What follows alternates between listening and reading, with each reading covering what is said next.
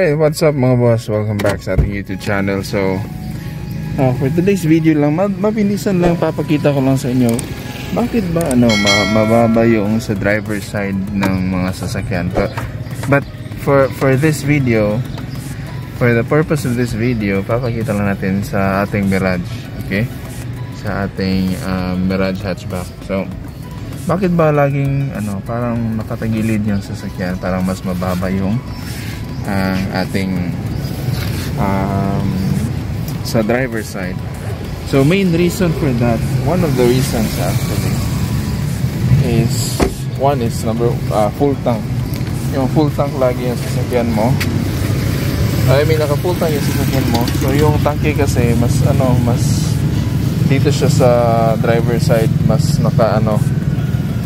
nakapabor. So kaya ganun, nakaka-apekto siya sa sasakyan.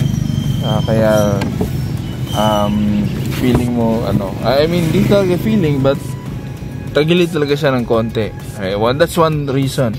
Number 2 is yung steering system nito nasa left side or driver's side din, as well as the battery of the Mirage nasa left side. So additional weight na yun sa left side, no, sa driver's side ng Mirage. Plus kapag ikaw palagi kang solo driver, kapag walang masyadong di ka palaging kumakarga ng, or what do you call this, yung maraming pasahero, so ikaw lang palagi yung nagdadrive, so of course walang counterweight sa kabilang side, di ba?